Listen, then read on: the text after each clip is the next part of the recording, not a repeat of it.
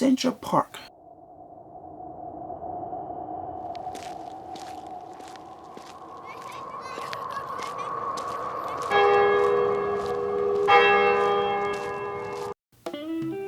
Welcome to Civil Voice Library, where stolen truths are unearthed, where memory speaks louder than monuments, and where the voices buried beneath history are finally heard.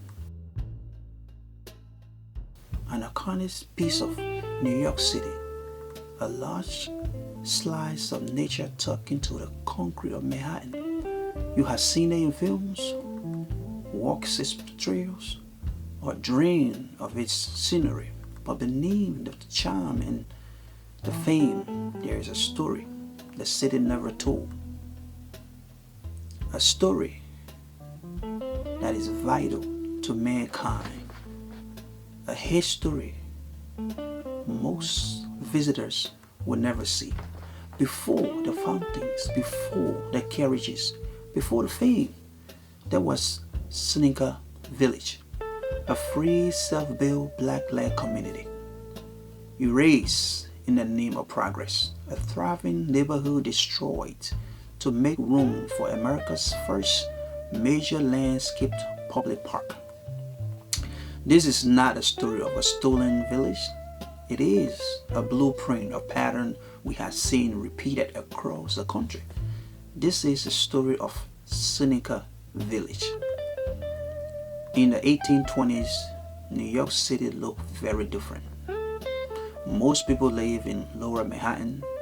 It was dense, crowded, and filled with tension. A few small neighborhoods were home to poor white immigrants and a growing black population, including many newly free people. Slavery in New York wasn't abolished overnight. In 1800, over 20,000 enslaved people lived in the state. By 1820, that number dropped to 10,000. By 1830, just 75. Emancipation came slowly. As formerly enslaved black people joined the workforce, they were forced to compete with incoming European immigrants for jobs. Tension turned violence, and Lower Manhattan became increasingly dangerous for black families. In 1825, a solution emerged. Land for sale uptown. A black man named Andrew Williams bought 3 lots of land in what was then wild countryside between 82nd and 89th Streets from 7th to 8th Avenue. It was more than a purchase. It was a declaration. Word spread. More black families followed. Domestic workers, laborers, trade people, Irish, German immigrants joined them, and together they began to build a community. They called it Seneca Village. It wasn't a shanty town. It wasn't a slum. It was a safe haven, a self-reliant, growing village. Seneca Village had 3 churches, 2 cemeteries, a school for black children, dozens of wooden homes, a multiracial population, black, Irish, German, living, praying, and being buried side by side. Nearly half of the black residents owned property. An important fact, because in that era, property ownership gave black men the right to vote in New York. This was a political act, an economic stand, a vision of a black freedom, ownership, and autonomy. Census records show that by the 1850s, nearly 300 people lived in Seneca Village.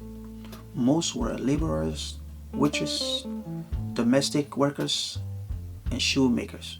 Yet, they built a middle-class standard of living, something rarely acknowledged in black communities of the era. As New York population boomed, Lower Manhattan could no longer contain the growing city. White elites began imagining a grand public park, something to rival the Champs-Élysées of Paris or London's Kensington gardens. In 1853, New York set aside 750 acres for this vision. But that land already belonged to over 1,600 people, including the entire community of Seneca Village. So the city turned to eminent domain, a legal disguise for theft. And newspapers began to smear the residents, calling them squanders and describing their home as shacks. The press labeled them people of base culture living off land. But archaeology told a different story. In 2011, a team of archaeologists unearthed 250 bags of objects from the site, now preserved in New York's archaeological depository. They found porcelain, ironstone plate in Gothic patterns, combs, smoking pipes, and even toothbrushes, items common in wealthy homes of the era. Toothbrushes weren't popular among working and middle-class families until after 1920. The fact that they existed in Seneca Village homes speaks volumes. Consensus records also reveal a high level of education. Black residents prioritized school and self-betterment. Seneca Village wasn't poor, it wasn't forgotten, it was organized, educated, and thriving. But to the city-wide elite, it wasn't worth saving. In 1956, a New York Times article referred to a resident using a racial slur. The urban inhabitants having been notified to remove by the 1st of August. Many residents fought back. They filed formal objections to the forced removal. Andrew Williams believed his land was worth $4,000. The city offered him $2,335 and forced the sale. By 1857, the homes were gone, the churches were leveled, the cemeteries were outrooted, and Seneca Village disappeared from maps. In its place, Central Park. Trees planted where lives once stood, bridges built where children once played. But the story didn't end in the soil.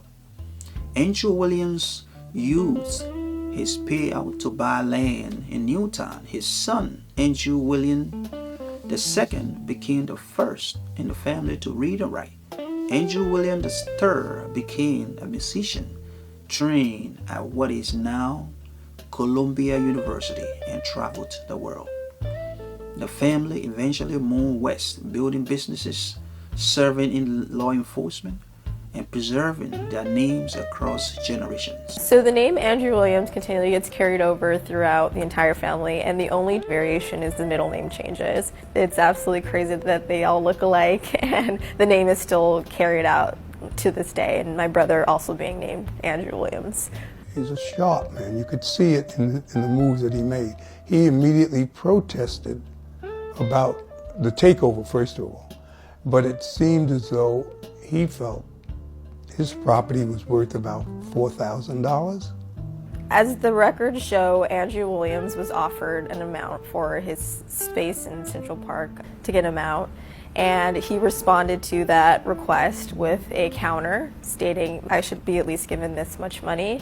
Unfortunately, that was not an agreement that was made, and they were actually given way less money and forced to leave the park. The tradition remains strong. Every son named Andrew, every daughter's name began with a symbol of pride, of memories, of resistance. For over a century, Seneca Village was buried in silence, in concrete, and in deliberate erasure. But the bones remember, the land remember, and we remember. In the early 2000s, historians, archaeologists, and descendants began to dig again, spiritually and literally. What they found were in ruins. They found proof of life, proof of legacy, proof of loss. And Seneca Village was not alone. What happens here happens in Tulsa, Rosewood, Afriville, Paradise Valley. Communities bounced, bulldozed, and buried, not by war, but by policy, in the name of progress. So today, let's tell the truth. Seneca Village is not a myth. It is proof of what black community can build. A proof of what black people can do when come together and work towards freedom. And proof of what power is willing to destroy to protect its own comfort. Land is power. Memories is resistance. And truth, when spoken, it is liberation. This is Civil Voice Liberia. We don't just speak history. We resurrect it. Before there was a park, there was a people.